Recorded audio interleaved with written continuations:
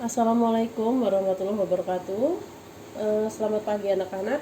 Untuk materi pembelajaran di hari Senin tanggal 2 Agustus 2021, kita akan membahas ya akuntansi dasar kali ini, yaitu pembuatan laporan keuangan,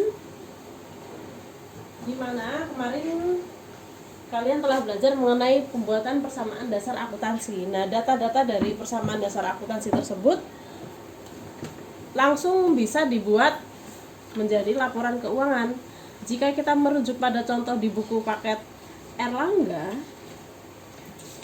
itu kita laporan keuangannya di halaman 94 ya. Menyusun laporan keuangan, yaitu laporan keuangannya adalah menyusun laporan keuangan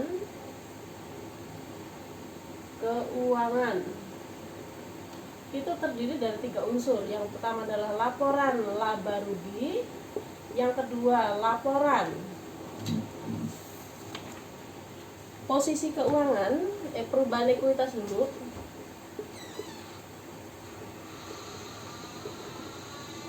nah yang ketiga laporan posisi keuangan atau kita sebut dengan neraca. Ya, seperti itu. Nah, sekarang kita bahas satu persatu. Laporan laba rugi, kalau untuk pengertiannya kalian baca aja ya, karena di sini sekali lagi home learning ini saya hanya memberikan inti-intinya aja. Jika laporan rugi laba itu akun yang terkait adalah akun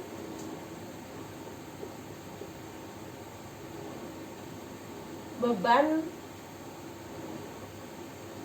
dan akun pendapatan.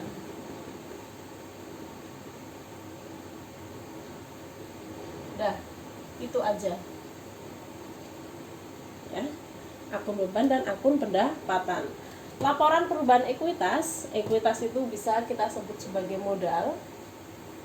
Kemudian laporan posisi keuangan atau neraca ini hanya akun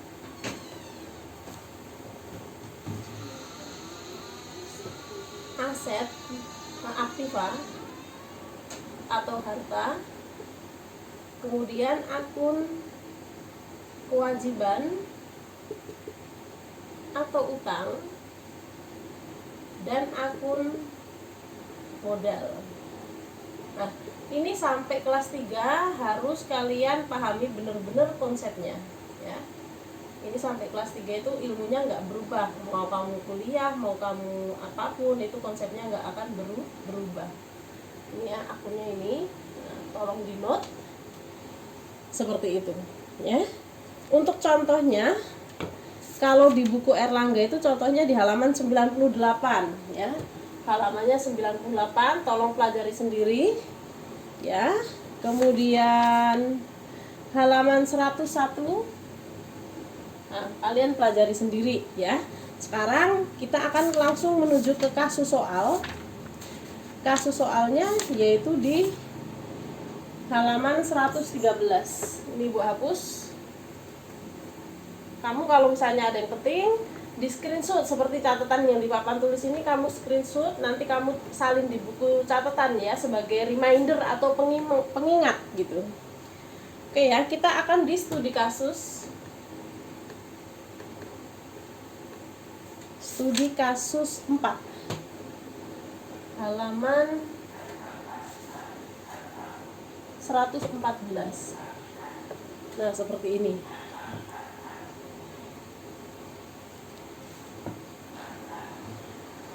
Studi kasus halaman 114, yaitu Mitra Travel ya. Mitra Travel ya. Sekarang yang pertama adalah laporan. Nah, saya hapus dulu.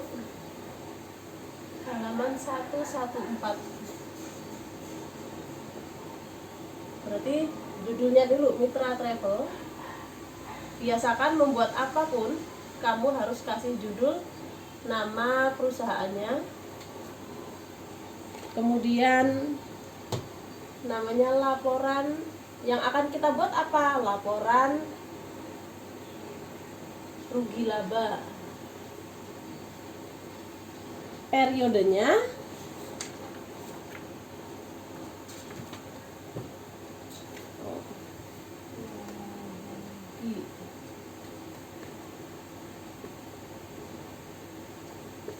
periodenya adalah periode atau per ya, per itu periode nggak apa-apa, 31 Agustus 2016.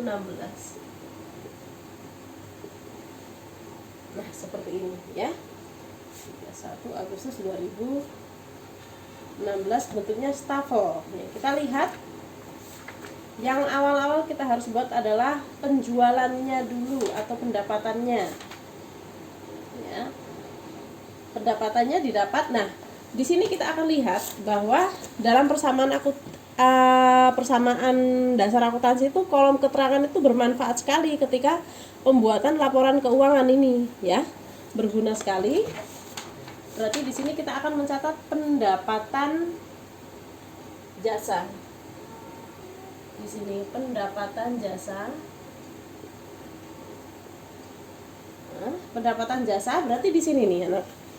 Nah, ini semua yang berketerangan pendapatan kita total semua, yaitu pendapatannya di tanggal 10, kemudian di tanggal 16, kemudian di tanggal 20.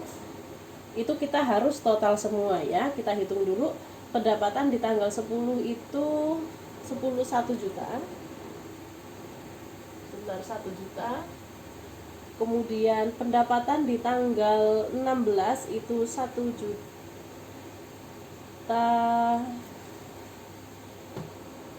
Pendapatan di tanggal 16 itu sebesar berarti pendapatannya adalah yang di bawah, yang 19 juta ya. 19 juta, ini 19 juta 500 ya, yang angka kecilnya karena yang 1 juta itu modal awal. Kemudian pendapatan tanggal 16 yaitu 17 juta. Kemudian pendapatan di tanggal 20 itu 19 juta. Kemudian sudah ada 3 aja ya, berarti ini kita total 19,5, 17 dan 19. 998 6 8 5. Ini 4. Ya, 45.500. Nah, angka 45.500 kita total di sini.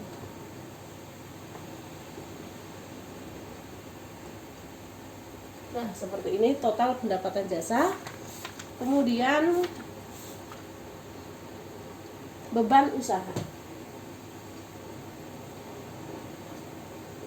Karena beban usaha itu lebih dari 1 beban, maka kita kelompokkan dulu ya beban-bebannya. Yang ada tulisan beban di situ tanggal 30, tanggal 31 dan tanggal 31 ya. Berarti beban gaji di sini tulis dulu beban gaji. Beban gajinya adalah 11.850, 11.850. Kemudian yang tanggal 31 beban perlengkapan.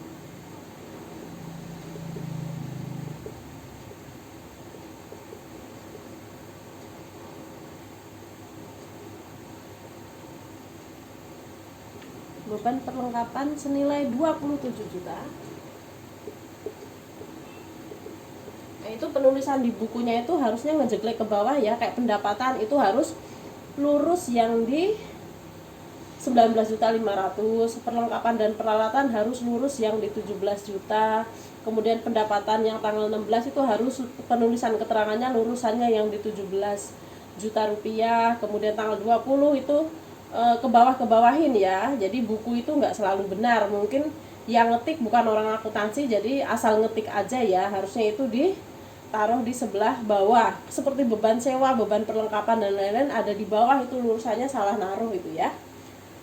Beban sewa, terakhir beban sewa tanggal 31 senilai yang di dalam kurung 7.500.000. Nah, ini kita total menjadi total beban usaha.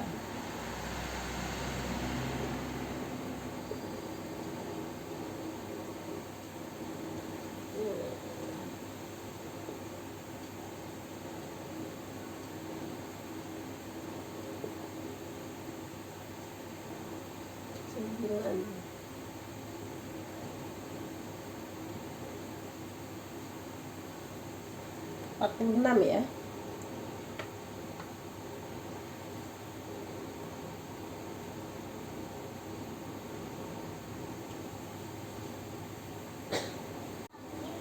Oke ya, ada ralat makanya tadi ibu hentikan sebentar videonya. Nah, pendapatan jasa tadi ya, itu ibu salah nulis. Setelah ibu cek pakai kalkulator, ternyata pendapatan yang di tanggal 10 19.500.000, kemudian ditambah 17 juta, ditambah 19 juta, itu hasilnya 55.500.000 ya.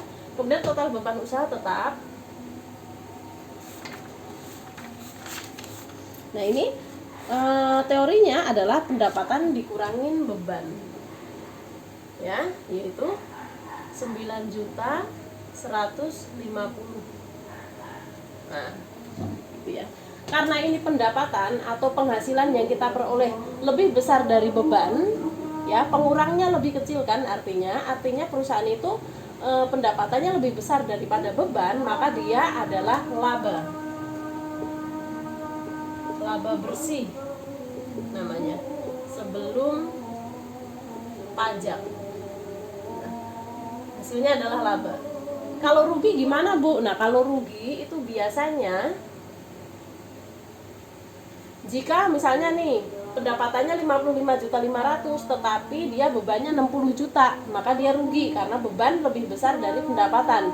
Dan di sini biasanya negatif ya. Kalau negatif itu berarti rugi. Nah, di kasus halaman 114 ini untuk Mitra Travel total pendapatan adalah 55.500.000, kemudian total beban usaha adalah 46.350.000, sehingga laba bersih sebelum pajaknya adalah 9 juta.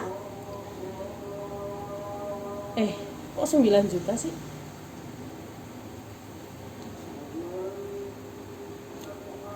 Iya benar. 9.150.000 rupiah ya. Ini ibu tulisnya dalam bentuk tidak dalam ribuan ya. Kalau yang di soal itu kan dalam ribuan, berarti misalkan setoran modalnya 1 juta, berarti sebenarnya di situ adalah 1 miliar. Atau misalkan ya, biar kalian nggak bingung, gini aja nih, ini ibu tambahin dalam ribuan rupiah. Ini biar kalian nggak bingung ya. Ini nanti kamu nulisnya begini ya, berarti gini cara nulisnya. Ini nolnya kita ilangin semua. Nah, biar nggak bingung, karena kita patokannya dengan buku ya. Nah, seperti ini. Nah, seperti ini nggak apa-apa. Berarti labanya adalah 9.150.000. Nolnya diilangin karena di sini dicatat dalam ribuan rupiah. Nah, silahkan untuk kalian screenshot, nanti kalian tuliskan di buku catatan kalian sebagai sumber belajar.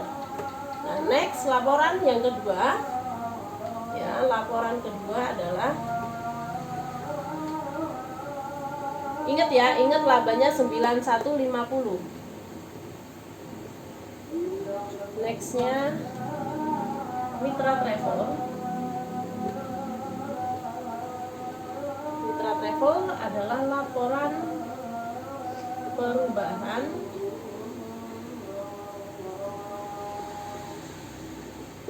ekuitas per 31 Agustus 2021. Oke ya, dalam ribuan rupiah. Nah, perubahan ekuitas tadi dicatat dulu ya, labanya sebagai not aja 9150 karena nanti kita akan pakai lagi. Oke ya. Formatnya adalah modal tanggal, ini kan tanggal 31 Agustus, berarti modalnya adalah modal tanggal 1 Agustus atau modal awal, yaitu senilai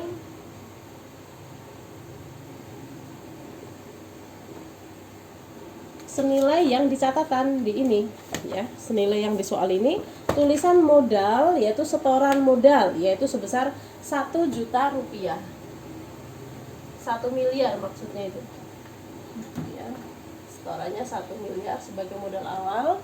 Kemudian di situ kita lihat ya, laba usaha. Laba usahanya yang tadi kita cari ya, 9.150. Ini rumusnya ya. Kemudian di sini ada prive. Prive itu adalah pengambilan uang perusahaan untuk keperluan pribadi pemilik perusahaan. Contoh, saya punya mitra travel. Kemudian saya ingin membayarkan anak saya sekolah, sedang tidak punya uang di kas, maka saya pakai dulu uang mitra travel. Nah, itu jatuhnya prive nanti di catatan ya, karena dipakai untuk keperluan pribadi pemiliknya. Nah, di sini prive-nya ada enggak di mana itu, di studi kasus 114 ini? Karena di sini tidak ada, maka kita kasih straight atau 0 ya. Sehingga di sini ditambahkan, tetap hasilnya adalah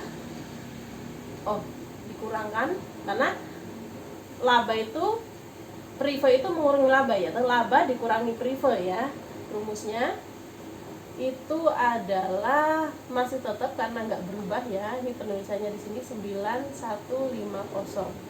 Nah, karena hasilnya ini positif ya, karena hasilnya positif, maka kita tambahkan menjadi 1 miliar 9150. Nah, ini namanya modal akhir atau modal 31 Agustus 2021.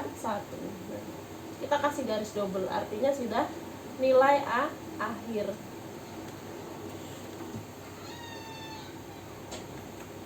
Nah, nilai 1000950 ini wajib sama dengan nilai total modal yang paling bawah ini ya. Kamu bisa lihat, cek di sini nilainya sama, yaitu 1000150. Nah, itu wajib sama ya. Kalau beda gimana, Bu? Kalau beda berarti kamu harus ngecek lagi awalnya ya. Jadi berhubungan terus. Nah, itu seperti itu. Silakan kalau mau di screenshot ya, silakan kalau mau di screenshot. Ini saya hapus. Nah, ini konsepnya adalah ya, jika untuk laporan perubahan ekuitas, jika laba ya, rumusnya ya, modal awal ditambah laba dikurangi prive. Ini rumusnya, rumus mencari modal akhir. Nah, ini rumus jikalah laba.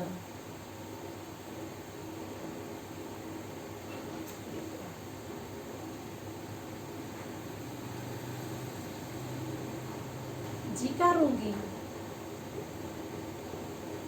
maka rumusnya adalah modal akhir sama dengan modal awal dikurangi rugi ditambah prive.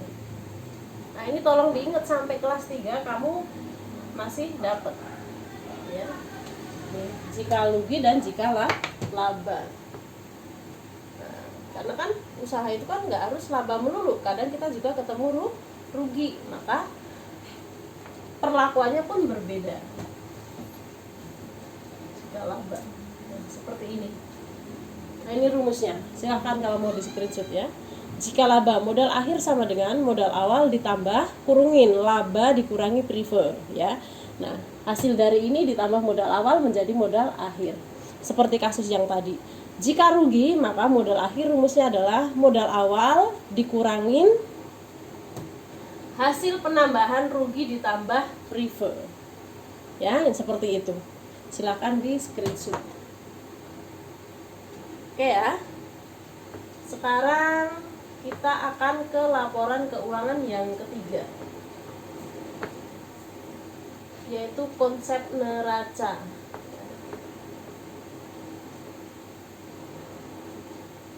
Nah, ini saya ganti ini aja. Posisi keuangan. Nah, posisi keuangan ya, posisi keuangan. Kita tadi harus lihat modal akhirnya adalah 1009150. Ini modal akhir ya.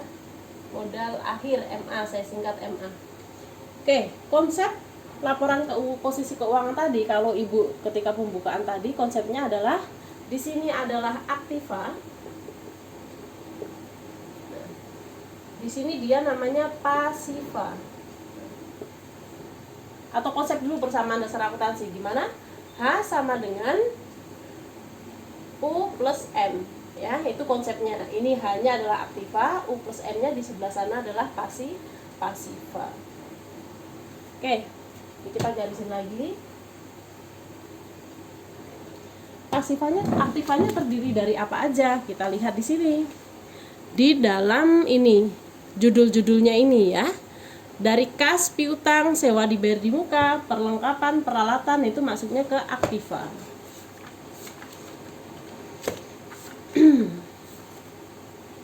Kita akan kerjakan bareng-bareng. Pertama adalah kita identifikasi aktiva lancar.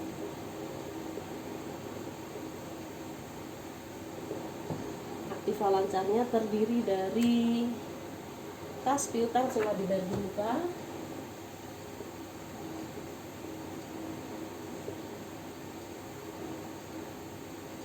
sewa dibayar di muka, saya singkat ya. Kemudian perlengkapan.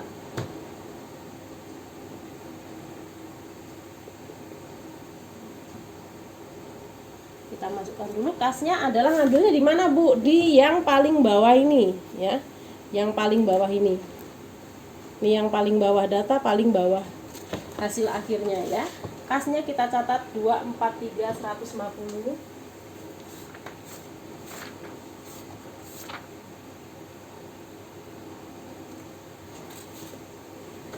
Kasnya 243.150.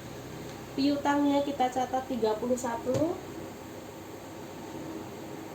Kemudian perlengkap sewa dibayar di mukanya 82.500. Perlengkapannya kita tulis 35.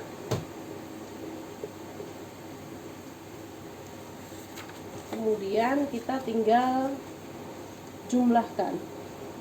Namanya total aktiva lancar. Kita jumlahkan.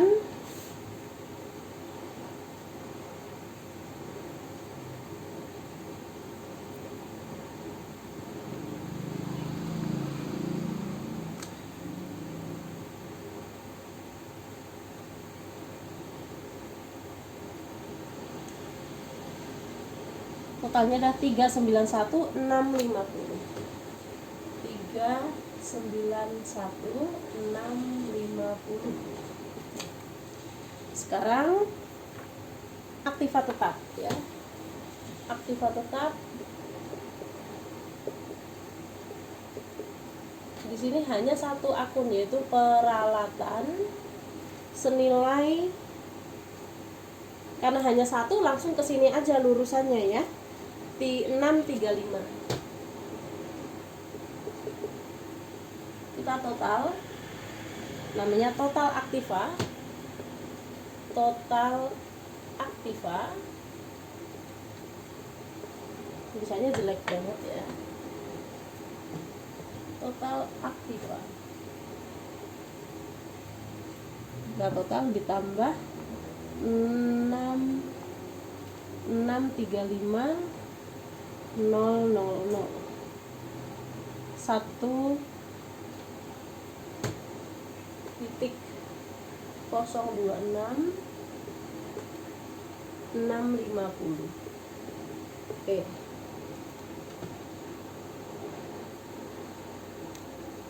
Oke ya, sekarang di sini aktiva sementara itu. Sekarang kita lihat di utang di pasiva ya. Pasiva di sini utang jangka pendeknya dulu.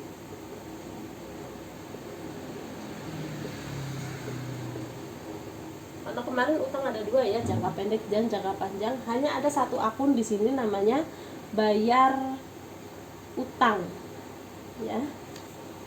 Di sini utangnya ya hanya utang dagang atau utang usaha.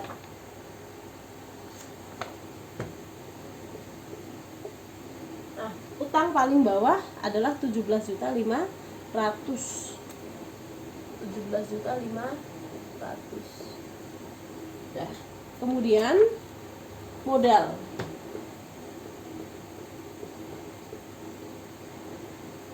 Modalnya hanya satu, yaitu modal siapa? Modal pemilik ya. Di sini modal pemiliknya adalah di sini senilai 1 yang ini ya, yang paling akhir 1.009.150. Kita tambahkan.